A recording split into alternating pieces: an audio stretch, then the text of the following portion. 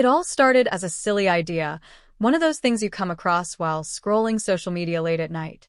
A post about harmless pranks between couples caught my eye, and I thought, why not? Tom, my husband of 6 years, was a wonderful man, but he had a habit of missing the little things. New earrings? Nothing. A new haircut? Barely a glance. I wasn't upset, but I thought it'd be fun to see if I could push his buttons a little. The plan was simple. Change small things about myself and see if he noticed. First, I switched to a bold red lipstick, something I never wore. Then I started working late, staying out just an hour or two longer than usual but giving vague answers when he asked why. Finally, I added a fictional coworker into our conversations, Jason. Jason was charming, helpful, and supposedly always there to lend a hand at work. I thought it would be a harmless experiment, maybe even a wake-up call for Tom to pay more attention. But instead of curiosity or playful jealousy, his reaction was strange. He'd give me tight-lipped smiles when I mentioned Jason, but he didn't ask much about him. Instead, he started acting differently, doing the dishes without being asked, bringing me flowers just because, and constantly checking in on me when I wasn't home. At first, I thought, wow, the prank worked better than expected, but something about his behavior didn't sit right with me. He wasn't just being attentive, he seemed nervous, almost like he was hiding something. One evening, I came home after one of my late nights. Tom was in the kitchen, cooking dinner, which was rare enough to make me pause. He turned around when I walked in, wearing an overly bright smile. "Hey, you're back early," he said, almost too casually. "Yeah, things wrapped up faster than I thought," I replied, watching him closely. His hands were trembling slightly as he stirred the pot on the stove. "What's for dinners?" I asked, trying to sound normal. "Pasta," he said quickly. "Thought I'd treat you tonight." I smiled, but my stomach churned. Something was definitely off. That night, as we ate, he kept glancing at his phone, which was face down on the table. Tom wasn't usually glued to his phone, so this caught my attention. "Everything okay?" I asked, pointing to the phone. "Yeah, just work stuff," he said, sliding it into his pocket. "Don't worry about it." That was the moment I knew something was wrong. My prank had triggered something, but it wasn't what I'd expected. The next day, I decided to dig a little deeper. While Tom was in the shower, I grabbed his phone from the nightstand. I wasn't proud of it, but my gut told me I needed to know what was going on. I entered his passcode, an anniversary date he probably thought I'd forgotten, and opened his messages. At first, everything looked normal. There were texts from his coworkers, group chats with his friends, and a couple of spam messages. But then I saw a thread labeled Rachel. My heart stopped. Rachel was the name of our neighbor, sweet, bubbly Rachel, who had just moved in with her teenage son a few months ago. I clicked on the chat, and what I saw made my hands shake. "Can't stop thinking about last night," one message read. Another said, "You looked amazing today. I'll try to sneak out later." I felt like the ground had been ripped out from under me. Tom, the man I trusted more than anyone, was texting our neighbor in a way that left no room for misinterpretation. My chest tightened and tears stung my eyes, but I kept scrolling, needing to see it all. The messages went back weeks. There were pictures, nothing explicit, but selfies that felt far too intimate for a neighborly relationship. I could hardly breathe. My prank hadn't uncovered a harmless secret. It had blown open a door to something much darker. That evening, I couldn't look at Tom without feeling sick. I tried to act normal, but every time he smiled at me or called me babe, I felt like screaming. I wanted answers, but I wasn't ready to confront him. Not yet. I needed more. The next day, I decided to follow him. Tom had said he was meeting a client for lunch, and I told him I'd be working late again. Instead, I waited in my car a few blocks from our house, watching as he left. Sure enough, he didn't go to the office or a restaurant. He drove to Rachel's house. I parked down the street, heart pounding as I watched him knock on her door. She answered almost immediately, and he stepped inside without hesitation. My hands gripped the steering wheel so tightly my knuckles turned white. I didn't know what to do. Part of me wanted to march up to the door and demand an explanation, but another part of me was frozen, too stunned to move. I sat there for what felt like an eternity, trying to piece together how my life had taken such a sharp turn. Finally, after nearly 2 hours, Tom emerged from Rachel's house, looking around nervously before hurrying to his car. I slumped down in my seat, my heart racing. He didn't see me as he drove off, and I waited a few minutes before starting my own car. As I drove home, I knew one thing for certain. This wasn't over. I was going to confront Tom, but not until I had all the answers. I had started this as a game, but now it was a fight for the truth, and I wasn't backing down. I didn't sleep that night. My mind raced with images of Tom and Rachel together, their whispers, their secret smiles.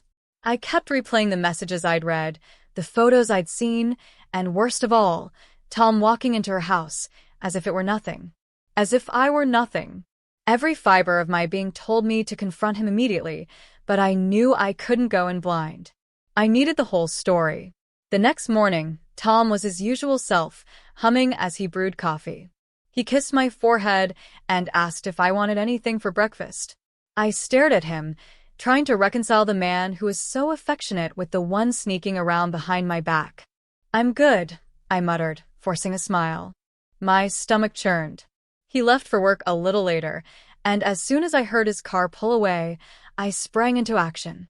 I needed to know what he was hiding. I started with his laptop, which he often left on the dining table. I knew his passwords. Years of sharing Netflix accounts had made sure of that, but when I opened his emails, everything looked normal. Too normal. Invoices. Client follow-ups. Work memos. Nothing personal. My frustration grew as I clicked through his folders, but then I noticed something odd. In his drafts folder, there was an email with no recipient, just a subject line. "We need to be more careful." My hands trembled as I clicked on it. The email was short but damning. Rachel, I can't stop thinking about last night. You're right. We need to be more careful. If anyone finds out, it'll ruin everything. I felt like I'd been punched in the stomach. My suspicions were no longer just that. Tom was having an affair, and he wasn't even trying very hard to hide it. But something about the email nagged at me. It was dated 2 days ago, right before I started my prank with Jason. Had he written it in response to my fake coworker? Or had this been going on long before? I decided to keep digging. If they were meeting up so often, there had to be a way to track their movements. Tom wasn't tech-savvy, but I was. I found his phone's location history through our shared Google account, and my heart sank when I saw the timeline. The route was clear. Work, Rachel's house, home. Over and over again, nearly every week. But there was something else, something that didn't make sense. There were locations that weren't work or Rachel's house, places he had never mentioned. A hotel on the edge of town. A park we never visited. It was too much to ignore. I needed to see this for myself. That evening, I told Tom I was working late again. He kissed me goodbye without hesitation, as if my absence were a relief. It stung, but I pushed the feeling aside. I followed him as he left the house, careful to keep my distance. He didn't head to Rachel's this time.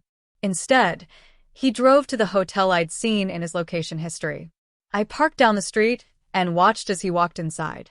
My pulse pounded in my ears. What was he doing here? Was he meeting Rachel? Someone else? I waited in the car, debating my next move. If I stormed in, I risked exposing myself. But if I didn't, I might never know the truth. After about half an hour, I decided I couldn't wait any longer. I slipped into the hotel, pretending to check my phone as I approached the front desk. "Hi," I said to the receptionist, forcing a smile. "I'm supposed to meet someone here, but I forgot the room number." "My husband, Tom Johnson?" She gave me a suspicious look but checked her screen. "Room 312. I thanked her and made my way to the elevator, my heart hammering in my chest. As the numbers climbed, my mind raced with possibilities. Was Rachel up there? Another woman? Or was this all some elaborate misunderstanding? When I reached the 3rd floor, I hesitated outside the room. Voices drifted through the door, not loud enough to hear clearly, but enough to confirm he wasn't alone. I raised my hand to knock, then stopped. I couldn't just walk in. I needed proof. Quietly, I pressed my phone against the crack in the doorframe, recording the muffled conversation. A woman's voice, Rachel's, came through. We need to figure this out before she finds out. Relax, Tom said. She's too distracted with her own work drama to notice anything. The venom in my chest boiled over. I wanted to kick the door down, but I forced myself to stay calm. This wasn't just about cheating anymore. They were plotting something that involved me. Rachel's voice softened, almost pleading. What about the money? You said we'd have it by now. Tom sighed. I just need a little more time. Once I sell the house, we'll have everything we need. Sell the house. My stomach dropped. Our house? The home we built together? What the hell was going on? Unable to take it any longer, I knocked on the door. The voices inside went silent. A moment later, Tom opened the door, his face going pale when he saw me. Lila, he stammered, blocking the doorway. What are you doing here? I could ask you the same thing, I said, my voice shaking. I peered over his shoulder, catching a glimpse of Rachel sitting on the bed. She looked just as stunned as Tom. This isn't what it looks like, Tom started, but I cut him off. Save it. I heard everything. Rachel stood up, her hands raised defensively. Look, this is all a misunderstanding. Oh, I think I understand perfectly, I snapped. You're sleeping with my husband, and now you're planning to sell our house? What else are you two hiding? Tom looked like he might faint. Lila, please. Let me explain. I don't want her explanations, I said. I want the truth. For a moment, neither of them spoke.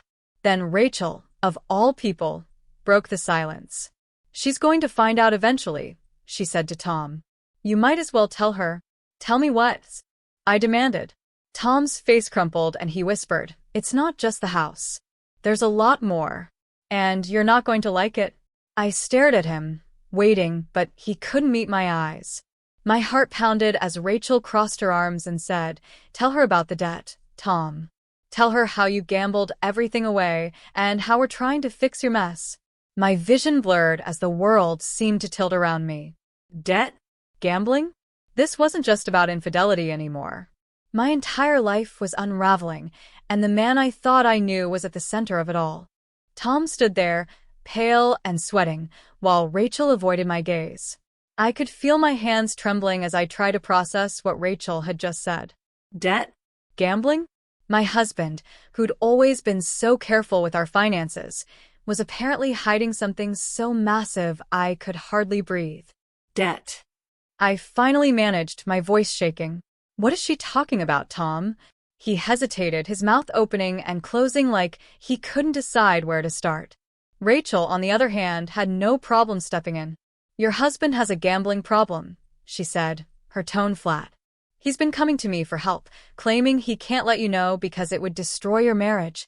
Tom shot her a furious look. Rachel, shut up. No, Tom, I snapped, stepping closer. Let her talk. I deserve to know. Rachel folded her arms. He's been dipping into your joint savings to pay off his debts. When that wasn't enough, he tried to sell the house behind your back. But it's worse than just gambling, Lila. Worse. My voice was barely a whisper now. How could it possibly be worse? Rachel glanced at Tom, clearly daring him to explain. When he didn't, she sighed and continued. The reason he's been spending so much time with me is because he's been using me as a cover. Every time he said he was meeting a client or working late, he was either gambling or with someone else. I felt the ground beneath me shift. With someone else? I repeated, though I wasn't sure I wanted to hear the answer. Rachel hesitated, her eyes darting to Tom. You need to tell her, Tom. She deserves the truth. Tell me what? I demanded, my voice rising now. Who else is involved in this? Tom groaned, rubbing his face with his hands. Lila, it's not what you think.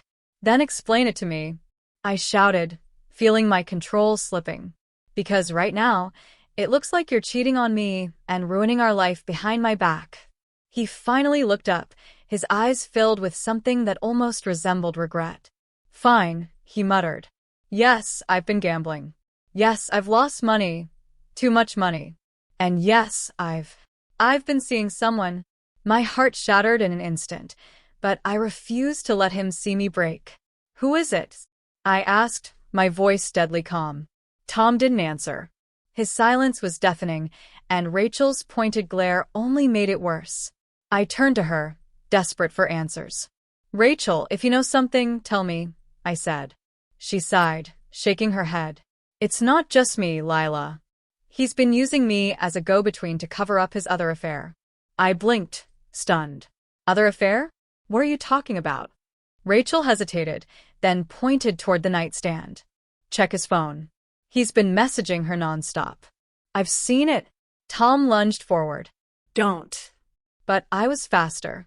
I grabbed his phone from his pocket, ignoring his protests as I scrolled through his messages. My hands were trembling so badly I almost dropped it, but then I saw it. A string of texts from a contact saved simply as A. The messages were damning. Asterisk, "I can't wait to see you again." Asterisk, "Last night was amazing. I'll sneak out as soon as I can." Asterisk, "We just need a little more time before I can tell her." Asterisk, "Who the hell is us?" I asked, holding up the phone. Tom's face turned beet red, and Rachel let out a bitter laugh. "You don't recognize the name, do you?" she said. "It's Amanda. Your other neighbor." I felt like I'd been hit by a freight train. Amanda lived 2 doors down. She was sweet, quiet, always out gardening with her 2 little kids. She wasn't just a neighbor. She was someone I'd considered a friend. "You've been seeing Amanda?" I whispered, horrified. Tom stammered. "Lila, I can explain," but I couldn't hear another word. I stormed out of the hotel room, slamming the door behind me. I didn't care about the stares I got as I made my way to the car. All I could think about was how my husband had managed to destroy everything we'd built, not just with 1 affair, but 2. As I sat in the car, staring blankly at the steering wheel, my mind raced. How long had this been going on? How many lies had he told me? And what was I supposed to do now? But just as I was about to drive away, my phone buzzed. It was a text from an unknown number. Asterisk, "You don't know me, but we need to talk about Tom. Call me when you can." Asterisk. The number was unfamiliar, but something about the message sent chills down my spine. Against my better judgment, I dialed the number. "Hello," I said cautiously. The voice on the other end was trembling, but steady enough to send a shock through my system. "Lila, my name is Claire. I don't know how to say this, but I think your husband and I might be married to the same man." I froze, the phone slipping from my hand. What did she just say? Married to the same man? Was this some kind of cruel joke? "Lila, are you there?" Claire's voice called through the speaker. I picked up the phone, my hands shaking. "What are you talking about?" "Tom's my husband. We've been married for 6 years. Then he's been lying to both of us," she said, her voice breaking. "We've been married for 4. And I think there might be more women." "More women?" My breath caught in my throat. Suddenly, the world felt smaller, darker, and more twisted than I could have ever imagined. "Claire," I said, my voice barely above a whisper. "We need to meet. Now." I hung up the phone, my hands trembling as I gripped the wheel. This wasn't just infidelity anymore. This was a labyrinth of deception, and I was determined to find my way out, no matter what it took. I drove to the coffee shop Claire had suggested, my thoughts racing. Married to another woman? Could Tom really have been living a double life all this time? Every detail of our relationship played in my mind, and I realized how much of it was built on trust that was now shattered. I spotted Claire as soon as I walked in. She looked nervous, her fingers drumming on the table as she sipped a cup of tea. She was younger than me by a few years, with dark circles under her eyes that told me she hadn't slept well in a while. I hesitated, unsure what to expect, before walking over. "Claire's?" I asked. She looked up, her expression a mixture of relief and fear. "Lila, right?" I nodded and sat down across from her. For a moment, neither of us spoke. Then Claire leaned in and said, "I'm so sorry to drop this on you like this, but I didn't know what else to do. I found your number in his phone under work. I thought maybe you'd know something." "Know somethings?" I said, barely containing my anger. "I just found out my husband is cheating on me with 2 neighbors, and now you're telling me he's married to you? You need to explain." "Now." Claire flinched but nodded. Tom and I have been married for 4 years. We met at a conference in Chicago, and he told me he was single, just focused on his career. We started dating long distance at first, but then he proposed, and I moved here to be with him. I blinked, stunned. Moved here? Where? 2 towns over, she said, pulling out her phone and showing me pictures of a house. It was a modest 2-story with a white picket fence. The kind of house Tom had always said he wanted someday. I felt like the air had been knocked out of me.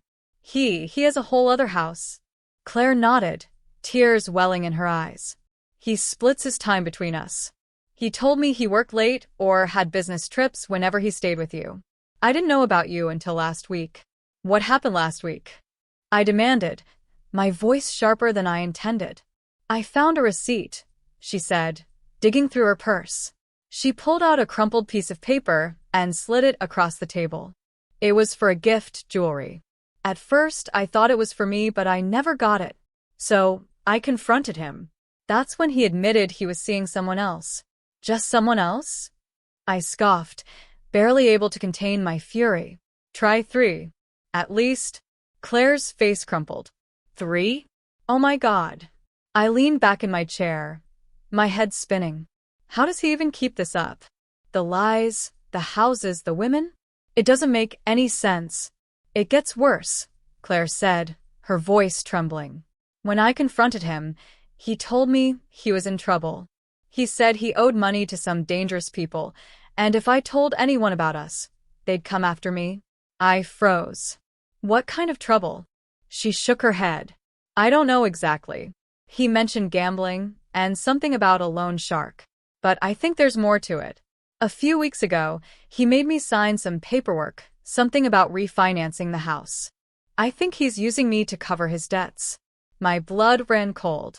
This wasn't just infidelity or even a double life. Tom was using everyone around him to clean up his mess. The house, the money, the lies, it all pointed to something far more sinister. I took a deep breath, trying to steady myself. Claire, we need to work together. If we don't figure this out, he's going to ruin both our lives. She nodded, her hands trembling. What do we do? We start with his phone, I said, pulling out the recordings I'd made earlier. He's been messaging someone else. Rachel and Amanda are involved, but I think there's more. I overheard him saying something about selling my house. Maybe yours too. Claire's eyes widened. My house? He wouldn't. He would, I said firmly. And he's not just lying to us. He's lying to them too. I'm sure of it. We spent the next hour piecing together everything we knew. Between the messages, receipts, and location data I'd gathered, a pattern began to emerge. Tom wasn't just juggling relationships. He was using them as leverage. Every woman in his life served a purpose. Rachel was his confidant for the gambling. Amanda had money, judging by the expensive car in her driveway. And Claire? She had a house he could mortgage. But there was one detail that didn't fit. The hotel meetings. If Rachel, Amanda, and Claire were all accounted for, who was he meeting at the hotel? Another woman? A loan shark? I decided we needed answers. Claire, do you know where Tom is right now? She hesitated. He said he was working late, but after what you've told me, I don't believe anything he says. I pulled out my phone and checked his location. Sure enough, he was at the hotel again. My stomach twisted as I looked at Claire. He's there. Let's go. Claire hesitated, then nodded. I want to know the truth. We drove in silence, the tension in the car so thick it was almost suffocating. When we arrived, I spotted Tom's car in the parking lot. My heart pounded as Claire and I walked into the lobby, heading straight for the front desk. We're here to see Tom Johnson, I said, my voice steady despite the storm raging inside me. The receptionist frowned. He's in a meeting. Do you want me to call him? No, I said quickly. Just tell us the room number. The woman hesitated, clearly unsure, but then Claire stepped in. It's urgent. We're family. After a moment, she relented. Room 405. We took the elevator up, my pulse pounding with every floor. When we reached the door, I motioned for Claire to stay back. I pressed my ear against the door, hearing muffled voices inside. One of them was Tom's. The other, a man's. I knocked hard. The voices stopped, and after a moment, the door opened. Tom stood there, his face a mask of shock. Lila? What the hell are you doing here? Before I could answer, Claire stepped out from behind me. The better question is, what are you doing here, Tom? His face turned ghostly white, but before he could respond, a third man stepped into view. He was tall, broad-shouldered, and looked furious. Is this your wife? The man growled, pointing at me. Then he turned to Claire. And who the hell are you? Tom's mouth opened, but no sound came out. I glanced at Claire, who looked just as confused as I felt. This wasn't a random hotel meeting. This was something much darker. And whatever it was, Tom was in way over his head. The silence in the hotel room was deafening. Tom stood frozen, caught between Claire and me, while the towering man in the room glared at him with barely restrained fury. I glanced at Claire, who looked as stunned as I felt. Whatever I'd expected to find here, it wasn't this. Answer the question, Tom, I said, my voice cold and sharp. Who is he? The man turned his gaze to me, his expression hardening. I'm his lender, he said, his tone low and dangerous. And I think it's time you ladies know what kind of man you're dealing with. Tom's face turned an alarming shade of red. Lila, Claire, let's not. Shut up, Tom, I snapped. Let him talk. The man smirked, clearly enjoying Tom's discomfort. Your husband here owes me a lot of money. He's been gambling on credit, losing more than he could ever hope to pay back.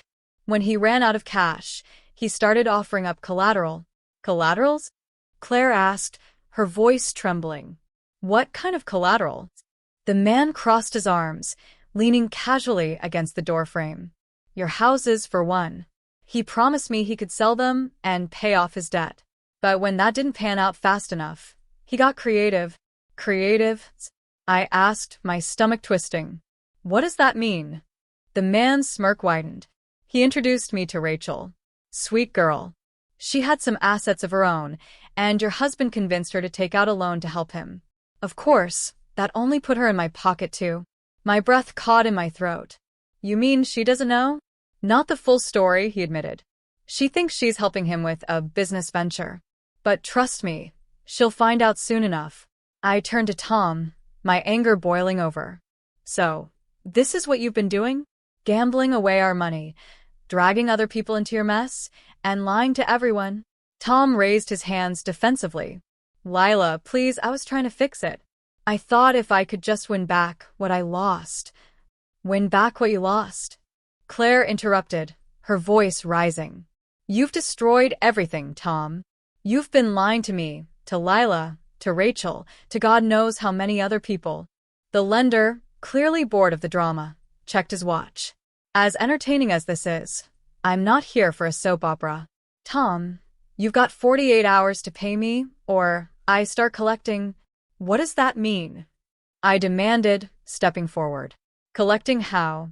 The man's eyes met mine, cold and unyielding.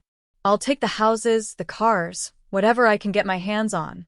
And if that's not enough, he let the threat hang in the air, his meaning unmistakable. Before I could respond, he turned and walked out, leaving the door open behind him. The sound of his footsteps echoed down the hall, and then he was gone. The three of us stood in stunned silence. Finally, Claire turned to Tom, tears streaming down her face. How could you do this? To me, to Lila, to everyone? Tom sank onto the edge of the bed, burying his face in his hands. I didn't mean for it to get this bad. I thought I could control it. I thought I could fix it before anyone found out. You thought wrong, I said coldly. You've ruined everything. Our marriage, our finances, our trust. And for what? A few hours at a poker table? He looked up at me, his eyes pleading. Lila, please, I love you. I can fix this. I just need time. Time? I laughed bitterly. You don't have time, Tom. You heard him. 48 hours. And even if you could fix this mess, it wouldn't matter. I'm done. Lila, he whispered, but I held up a hand to stop him. No, Tom. You don't get to ask me for forgiveness. Not after everything you've done. I turned to Claire, who looked as broken as I felt. Come on. Let's get out of here.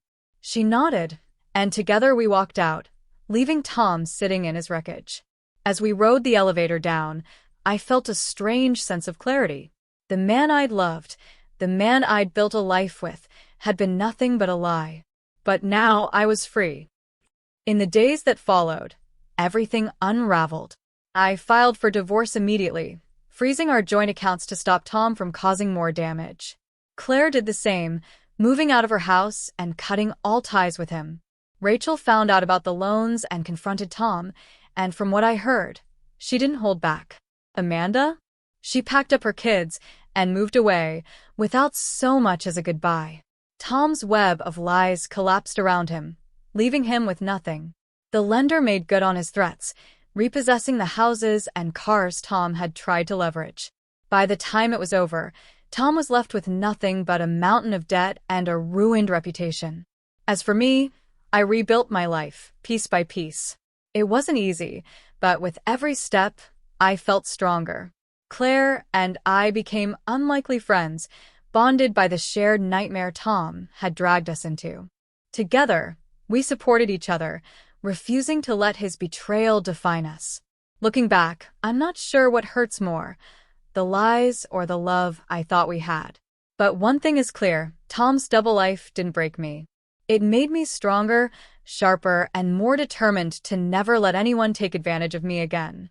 And as for Tom, I hope he remembers every lie he told, every heart he broke, every life he ruined. Because I'll never forget. And I'll never forgive.